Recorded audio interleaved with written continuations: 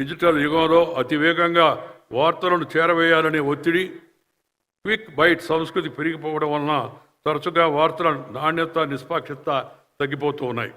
మరొక పక్క social media anti social media తయారైపోయి హెడ్లైన్స్ చూస్తాం కానీ లోపల చూస్తే అసలు విషయం ఏమి ఉండదు.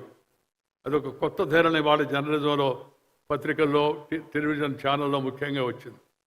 ఆ టెలివిజన్ ఛానల్లో ఒక్కొక్కసారి ఆ వార్త వింటాం, లోపల చూసి అసలు ఏమి ఉండదు. నేను ఉదయం చెప్పాను, ఇప్పుడు మిత్రుడు రేవంత్ రెడ్డి గారు కూడా ఉన్నారు కాబట్టి చెప్తున్నాను.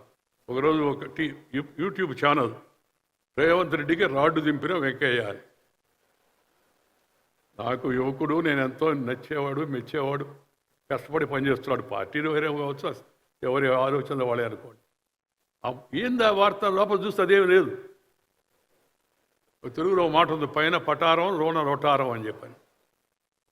This is the trend. అలాగే చంద్రబాబు నాయుడు గారి గురించి కూడా అదే. నేను మాట్లాడదలుచుకుంటే చంద్రబాబు నాయుడు గారు కాదు, ఎవరి గురించి నేను చెప్పదలుచుకొని చెప్తాను, దాంట్లో మొహమాటం లేదు. కానీ కార్యదక్షత, మంచిగా పనిచేస్తూ రాష్ట్ర అభివృద్ధి కోసం తపన పడుతున్న వ్యక్తికి ఏదైనా సూచనలు అందిస్తే దానికి వేరే హెడ్లైన్ పెట్టి, ఈ ట్రెండ్స్ కొత్తగా ఇవాళ పత్రికా రంగంలో మనం చూస్తూ ఉన్నాం. నేను కోరుకునేది ఏంటంటే వారి కుటుంబ సభ్యులు కిరణ్ కానీ, లేకపోతే శైలజ కానీ, విజయేశ్వరి కానీ, మనవాళ్ళు కానీ, మనవరాళ్ళు అందరూ కూడా ఆయన చూపించిన నిబద్ధత, కర్తవ్య దీక్ష, ఆ క్రమశిక్షణ, ఆ జనానికి జవాబుదారీతనం, దాన్ని అలాగే కొనసాగిస్తూ ముందుకు తీసుకెళ్లడమే ఆయనకు కుటుంబం అర్పించేటికి నివాళి. మనం కూడా ఆయన చూపిన మార్గంలో మనం కూడా ఎంతవరకు వీలైతే అంతవరకు నడవడానికి ప్రయత్నం చేస్తే అదే వారికి నిజమైన నివాళి అవుతుందని చెప్పిన సందర్భంగా మనం చేస్తున్నాను. నేను వారసత్వం జనరల్గా నేను మామూలుగా చెబుతూ ఉంటాను, dynasty is nasty but unfortunately tasty to some people in politics అని. అది రాజకీయం గురించి చెప్పిన మాట. కానీ మంచి పని చేసేదానికి వారసత్వం అడ్డు కాకూడదు.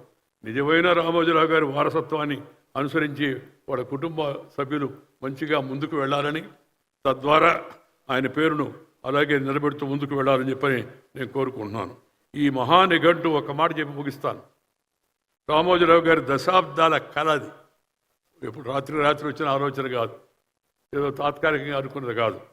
ఆ నిఘంటువుని, ఈ భాషని, మన భాషను సుసంపన్నం చేసి సమాజ సంస్కృతిని, పురోగతిని ఆ భాష సూచిస్తుంది.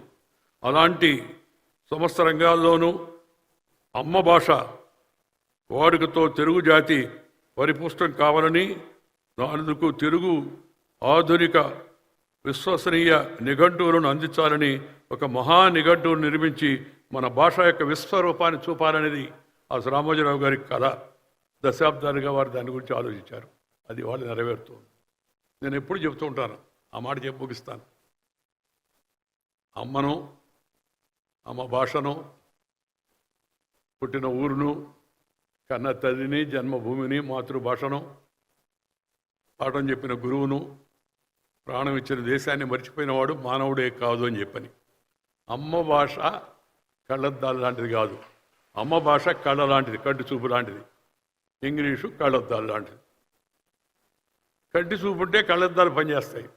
కంటి చూపే లేదనుకోండి, రెబాన్ గ్లాసు పెట్టుకున్నా జుబాన్ నుంచి ఏమి రాదు.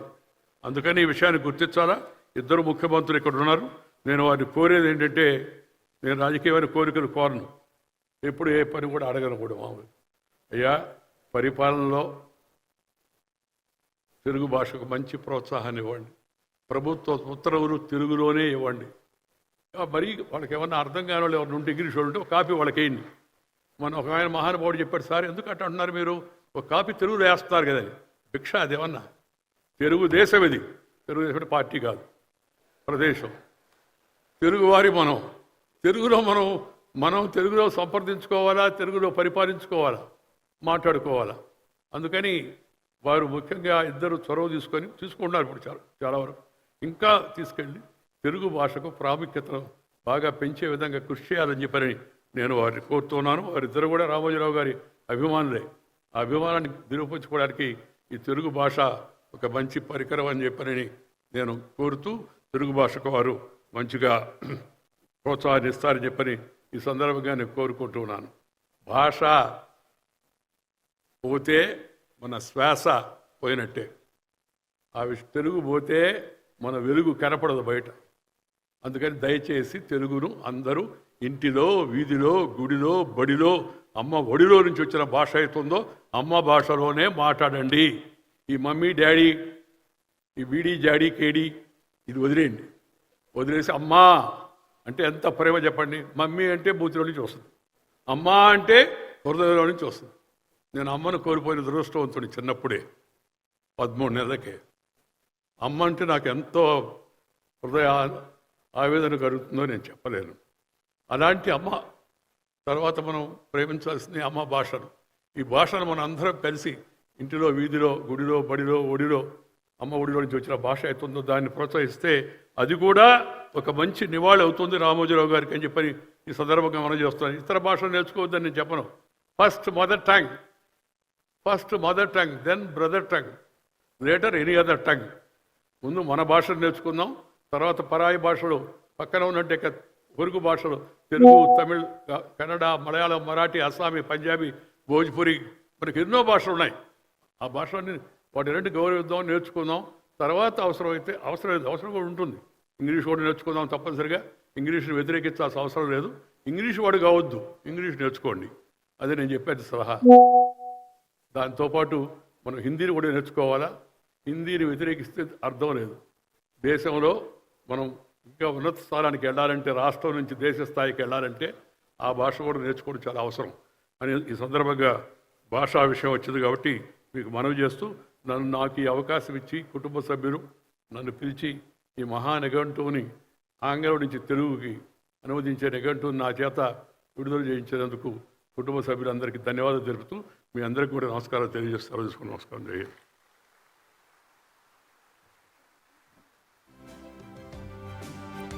తెలుగు భాషకే ముచ్చటేసేటంత అద్భుతమైనటువంటి చమక్కులతో మాట్లాడిన మా వెంకయ్య నాయుడు గారికి కృతజ్ఞతలు తెలియజేసుకుంటూ ఉన్నాము. మరి ఇప్పుడు it's now our privilege to invite the honourable chief minister of Andhra Pradesh Shri Nara Chandrababu Naidu గారు to please address the gathering.